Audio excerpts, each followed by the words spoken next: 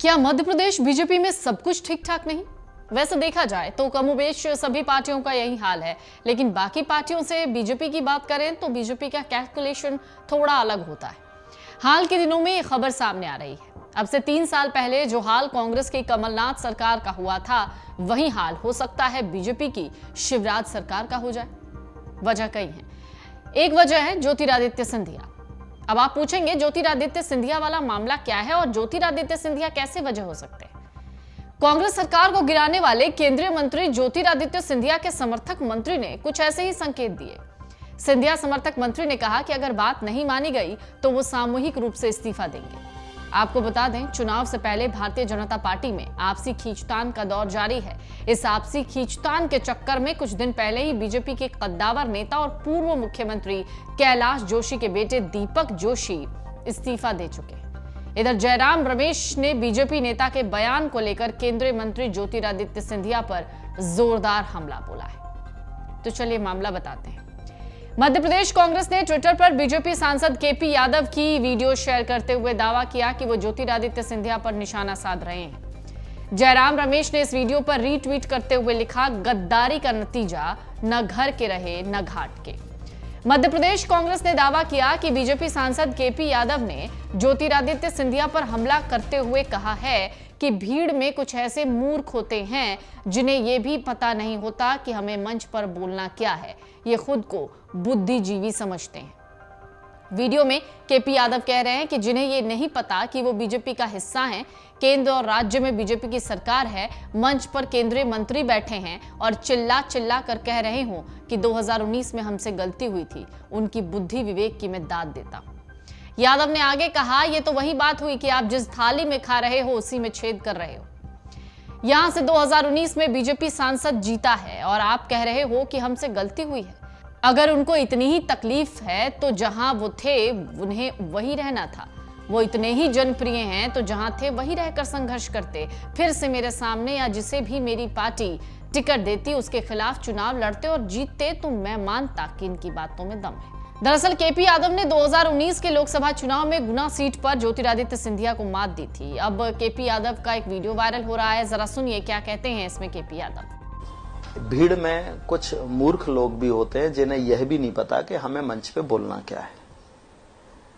वो समझते अपने आप को बड़ा बुद्धिजीवी हैं, लेकिन ऐसे कई मूर्ख लोग होते हैं। मैंने तो पहले खुल के भी कहा था कि जिन्हें यही नहीं पता कि हम भारतीय जनता पार्टी में हैं और भारतीय जनता पार्टी की केंद्र में सरकार है, भारतीय जनता पार्टी की प्रदेश में सरकार है, भारतीय जनता पार्टी का यहाँ सांसद है और भरे मंच से जहां केंद्रीय मंत्री बैठे हैं, जहां और भी कई जनप्रतिनिधि बैठे हैं, वहां मंच से चिल्ला चिल्ला के कह रहे हो कि 2019 में हमसे गलती हुई थी।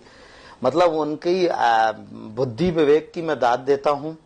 तो उनमें कहां से ये बुद्धि आती है, कहां से इस तरह की चीजें वो बोल लेते हैं, हिम्मत कहां से आती है कि जिसका खा रहे हो उसी की थाली में छेद कर रहे हो।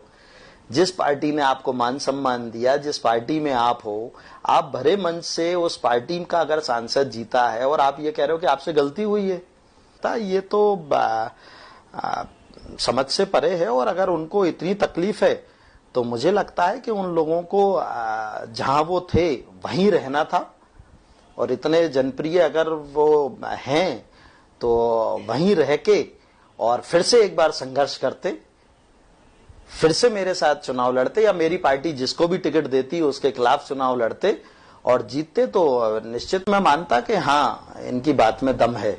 जब ज्योतिरादित्य सिंधिया को केपी यादव ने मात दी तब सिंधिया कांग्रेस में थे। वो 2020 में बीजेपी में शामिल हुए।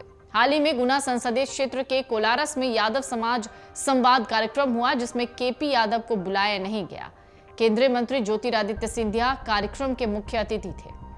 अब सवाल है कि आखिर भाजपा सांसद केपी यादव सिंधिया पर इतना क्यों भड़के हुए?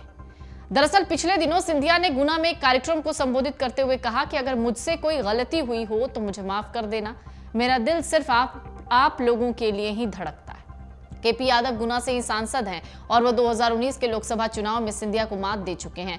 कांग्रेस में रहते हुए सिंधिया ने गुना सीट से ही चुनाव लड़ा था और उनका मुकाबला भाजपा के केपी यादव से ही था। कांग्रेस के आधिकारिक ट्विटर हैंडल से लिखा गया कि बीजेपी सांसद केपी यादव सिंधिया जी को मूर्ख बता रहे हैं। अब क्या ही कहा जाए। कांग्रेस के वरिष्ठ नेता जयराम रमेश ने ट्वीट किया, गद्दारी का नतीजा न घर के रहे न घाट के।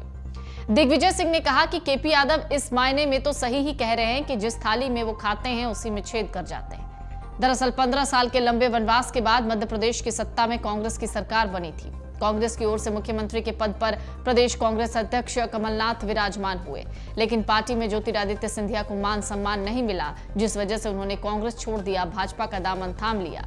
उनके साथ उनके समर्थित 6 मंत्री और विधायकों ने भी कांग्रेस से इस्तीफा दे दिया। महज 1.5 साल के भीतर ही प्रदेश की सत्ता से कांग्रेस बाहर हो गई और फिर से बीजेपी काबिज हो गई। लेकिन फिलहाल मध्य प्रदेश बीजेपी में जो इस वक्त चल रहा है वो किस ओर इशारा कर रहा है, ये कहना अभी स्पष्ट तौर पर सही नहीं होगा। मन से उजाला कर चले, मन से उजाला कर चले, एक अमर उजाला कर चले, उजाला कर चले।